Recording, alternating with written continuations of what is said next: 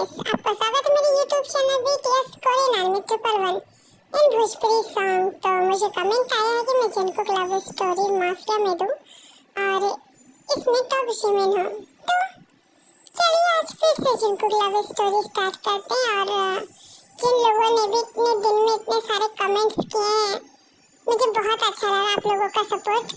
मैं जो कि कमेंट पढ़ तो देती थी बट मुझे टाइम नहीं मिलता था कि मैं उसे रिप्लाई कर पाऊँ। तो आई एम सो सॉरी जिन लोगों को भी अभी रिप्लाई नहीं मिला है। तो मैं आप लोगों से यही कहूँगी कि मैं अब घर आ चुकी हूँ और आप लोगों को जो भी कमेंट करना है कर सकते हैं। मैं सारे कमेंट्स पढ़कर उस हिसाब से स्टोरी क्रिएट करूँगी। जैसा कि मुझे कमेंट आया माफिया के लिए, तो मैं माफिया देने जा रही हूँ। और अभी कमेंट आया था किंग ऑफ साइको का, तो मैं उसे भी क्रिएट करके जल्दी दे दूँगी। तो चलिए स्टोरी स्टार्ट करते हैं। Mafia psycho. इस स्टोरी में हम देखते हैं कि एक माफिया जो कि बहुत ही बुरी तरीके से किसी से डरकर भाग रहा था और कहीं छुपने की जगह ढूंढ रहा था। वो एक एयरपोर्ट पे आ जाता है और वो वहाँ से भागने की कोशिश करता है। वो अपने पासपोर्ट वीजा दिखाता है जिसे रॉन्ग बता करके उसे वापस कर दिया जाता है और कहा जाता है ये आइडेंटिटी आपकी नहीं है, तो आप प्लीज इसका यूज मत करिए वरना हमें आप पे केस करना होगा। तो जो माफिया होता है वो कहता है कि प्लीज प्लीज मुझे यहाँ से जाने दो वरना वो साइको मुझे मार देगा। Sorry sir. जो गार्ड्स होते हैं वो कहते हैं सॉरी सर, हम आपको बिल्कुल भी इजाजत नहीं देते यहाँ से आगे जाने की, आप प्लीज यहाँ से जाइए। हमें भी पता है कि साइको माफिया जिमिन आपके पीछे पड़े हैं और उनका ही ऑर्डर है कि यहाँ से आप जैसे इंसान को बिल्कुल भी जाने ना दिया जाए। फुल फोटो और डिटेल के साथ आपको अरेस्ट किया जाता है, क्योंकि आप अगर यहाँ से चले भी जाएंगे तो भी आप बच नहीं पाएंगे।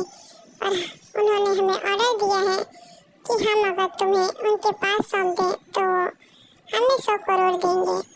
तो चलो 100 करोड़ की वजह से आज तुम जिंदा यहाँ से जा रहे हो, वरना अगर उन्होंने 200 करोड़ कह के और हमें मारने को बोला होता तो भी हम मार देते।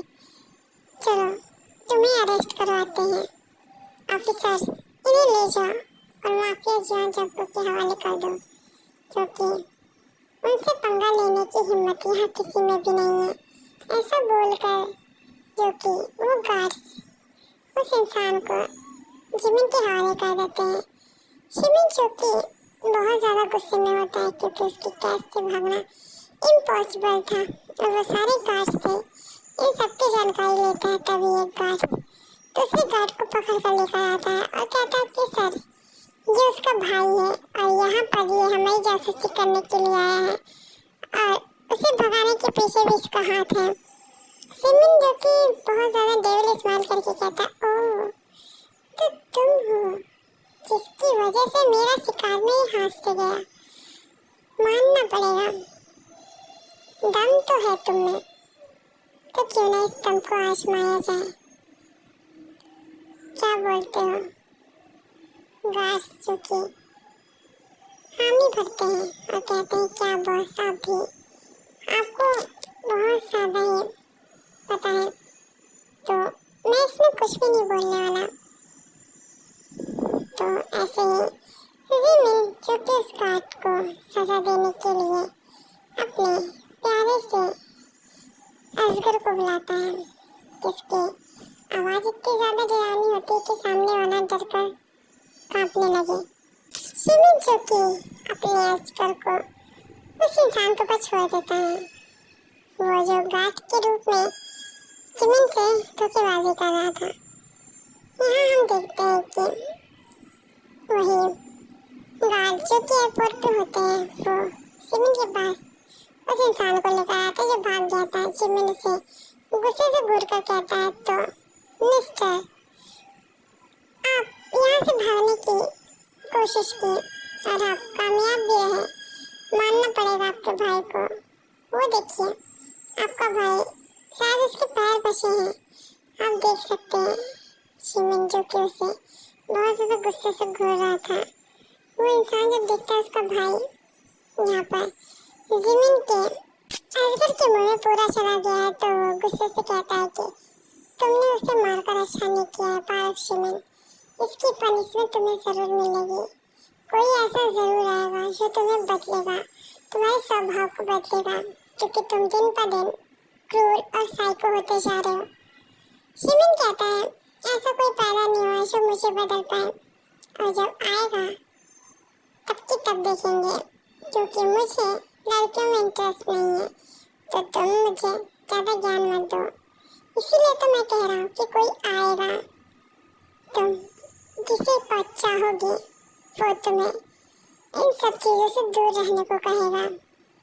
यहाँ हम देखते हैं कि एक छोटे से घर में एक क्यूट सा बॉय जो कि बहुत ज़्यादा ही प्यारा होता है, वो अपनी दादी माँ के साथ होता है और उसकी दादी माँ उसे बहुत ज़्यादा प्यार करती है, उसे बहुत ज़्यादा ही प्रोटेक्ट करती है। दादी माँ जो कि अपने प्यारे से लिटिल शान जंगकुक को बहुत ज़्यादा प्यार करती थी, क्योंकि वो बहुत ज़्यादा मासूम होता है। उसकी मासूमियत का फ़ायदा अक्सर लोग उठाया करते थे, जिसकी वजह से दादी ने उसे समझाया बुझाया है कि इस तरीके से किसी पे भी ट्रस्ट नहीं करते, किसी का भी काम नहीं करते बेटा। लेकिन शान जंगकुक कहाँ मानने वाला, वो सबकी मदद करता है और बदले में उसे क्या मिलता है, उसके ऊपर सब हंसते हैं। एक दिन उसकी दादी बहुत ज़्यादा परेशान होती है, क्योंकि उनका जो लिटिल हाउस होता है वो किसी प्रोजेक्ट के चलते एक माफिया के हाथ लग गया था, और वो माफिया यहाँ के सारे घर तोड़कर एक लग्जरियस बिल्डिंग बनाना चाहता है, जिसमें बहुत सारे लोगों को जॉब मिलेगी और बहुत सारे लोग इसमें काम करेंगे। लेकिन शान जंगकुक की दादी के पास सिर्फ इतनी ही ज़मीन है, तो वो इसे कैसे दे सकती है। यही सोचकर वो जो कि कुकी से कहती है कि कुकी बेटा, मैं ज़्यादा बूढ़ी हो चुकी हूँ, तो मैं चाहती हूँ कि तुम अपने लिए एक नया घर ढूंढो जो कि बहुत ज़्यादा ही अच्छा हो। तो मैं इसे बेच रही हूँ और एक अच्छा घर लूँगी। तभी शिकी कहता है कि नहीं, बिल्कुल नहीं, ये दादा की अमानत है, आप और दादा इस घर में रहते थे। मॉम डैड को तो मैंने देखा भी नहीं है, लेकिन आप ही दो थे जिन्हें मैं बहुत प्यार करता हूँ, और आप इस तरीके की बातें कैसे कर सकती हैं दादी। दादी उससे कहती है बेटा प्लीज़ इस तरीके से मत रिएक्ट करो कि मुझे थोड़ा सा गिल्ट फील हो। मैं नहीं चाहती कि तुम्हें कुछ भी प्रॉब्लम हो, इसीलिए मैं कह रही हूँ कि तुम प्लीज़ समझो बात को, क्योंकि मैं चाहती हूँ तुम एक अच्छे से घर में रहो और बहुत ही अच्छी लाइफ बिताओ, ना कि हम लोगों की तरह इस तरीके से झोपड़पट्टी में। तो तुम क्यों ना अपने टैलेंट के दम पर कोई काम ढूंढो। वैसे भी तुम्हें सिंगिंग करना पसंद है, तो क्यों नहीं तुम अपनी इतनी सुरीली आवाज़ का इस्तेमाल करते हो, कोई ऑडिशन देने जाओ तो शायद काम बन जाए। चांद कहता है दादी मैं ऑडिशन देने गया था, वहाँ पे बहुत ज़्यादा पेमेंट मांग रहे थे जो कि मेरे पास नहीं थी, और वो बहुत ज़्यादा ही क्रूरली मुझे ट्रीट करते थे, मुझसे बातें करते थे, जिससे मुझे बिल्कुल नहीं पसंद था कि कोई मुझसे इस तरीके से बातें करे। दादी गुस्सा होकर कहती है अगर मैं मर जाऊंगी तब क्या तुम इस तरीके की बात करोगे, क्या तब तुम नौकरी करोगे। दादी की बात पर जंगकुक जो कि रोने लगता है, क्योंकि वो बहुत ज़्यादा मासूम होता है।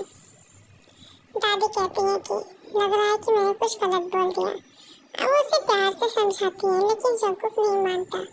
इसी तरीके से जंगकुक को बहुत ही प्यार से संभालती है। जंगकुक चुप हो जाता है, लेकिन तभी वहाँ पर गेट ओपन होता है। उस गेट के अंदर कोई और नहीं, साइको माफिया पारक शिमिन एंटर करता है।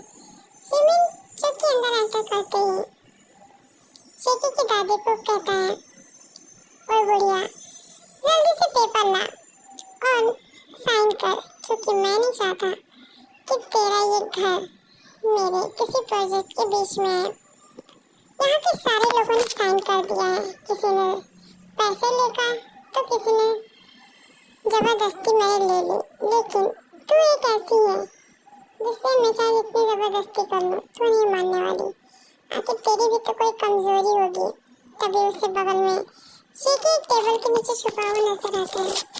वो कहता है लड़के तू बाहर निकल, तू इस बुढ़िया की कमजोरी है, मैं तुझे इस्तेमाल करूंगा। शीकी जो कि अभी भी बाहर नहीं निकलता तो सिविल के गार्ड्स उसे जो कि उसके करीब लाते हैं।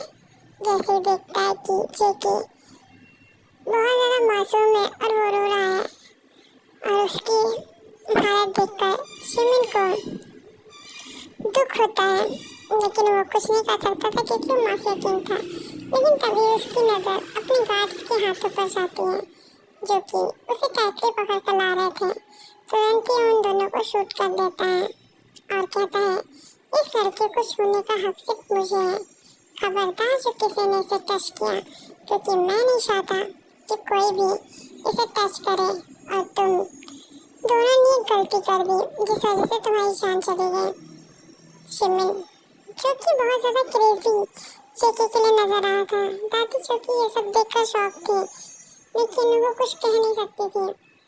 चीकी की दादी जो कि चीकी से कहती चीकी तुम भाग जाओ वरना ये साइको तुम्हें उठा ले जाएगा। शिमिन क्योंकि उसकी दादी की बात सुन लेता है, कहता है कि आप किस चीज़ को भगाना चाहती हैं, अब वो मेरी हो चुकी है तो मैं इसे बिल्कुल भी खुद से दूर नहीं जाने दूंगा।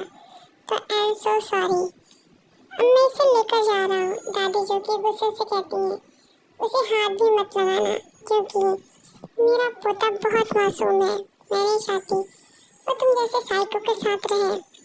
देखते जो कि शिमिन को इग्नोर करके दादी के पास जाता है। शिमिन जो कि उसकी दादी को देखता है, कहता है कि मैंने जो कि बहुत ज़्यादा बदतमीजी से बात की, आई एम सॉरी, बट मैं आपके पोते को सच में खुश रखूँगा। अगर आप चाहें तो मैं बहुत ज़्यादा ही कोशिश कर सकता हूँ खुद को साबित करने की। शीकी की दादी कहती है अगर तुम इस काबिल हो तो इसका सबूत दो कि तुम मेरे बेटे को खुश रखोगे, क्योंकि मैं जानती हूँ कि तुम एक माफिया हो। मेरा बेटा इस चीज़ से बहुत ही कम ही वाकिफ है कि माफिया कैसे होते हैं, और तुम्हारी लाइफ इतनी रिस्क में होती है कि मेरा पोता उसे बर्दाश्त नहीं कर पाएगा। शिमिन कहता है आप बिल्कुल भी टेंशन मत लीजिए, आपका बेटा धीरे धीरे सब में ढल जाएगा। दादी कहती है मैं कभी भी इसकी परमिशन नहीं दूंगी, तुम मेरे पोते को छोड़ दो। तभी शीकी देखता है उसकी दादी जो कि गिर चुकी थी और उन्होंने अपना हाथ दिल पर रखा होता है। शीकी जो कि उनके पास दौड़ कर जाता है और उन्हें पकड़कर रोने लगता है, उठाने लगता है। शिमिन जो कि उन्हें शक करता है तो उसे पता चलता है कि दादी नहीं है। ये सब देखकर शिमिन को बहुत ज़्यादा शौक होता है, क्योंकि उसकी लाइफ में पहली बार हुआ था कि वो किसी को अपने पेरेंट्स के लिए इस तरीके से रोते देखकर खुद सैड हो रहा था।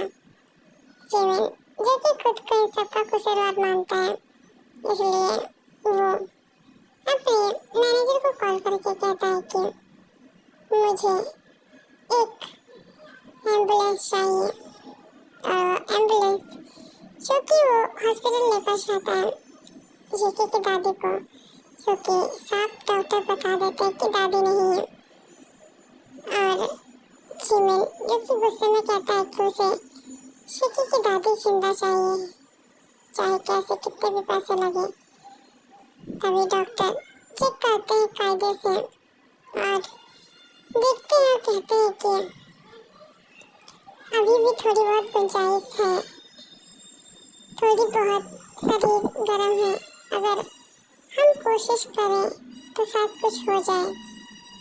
और ऐसे ही थोड़ी देर में देखते हैं कि दादी जो कि उनकी सांसें रुकी हुई थी वो चलने लगती है, जबकि डॉक्टर चेक करता है कि उनकी सांस की नली में कुछ फंस गया था जिन्हें वो निकाल देता है। इससे शीकी खुश हो जाता है।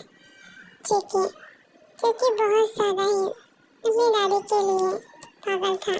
शिमिन का इस तरीके से उसकी दादी को बचाना किसी भगवान से कम नहीं था। शेके क्योंकि उसे थैंक्स कहता है तो शिमिन कहता है कि मुझे थैंक्स कहने की ज़रूरत नहीं है, तुम बस मुझसे शादी कर लो, मैं उसी में खुश हो जाऊंगा। तुम्हारी दादी की जान मैंने इसलिए नहीं बचाई कि मैं तुम्हारा थैंक्स ले सकूं।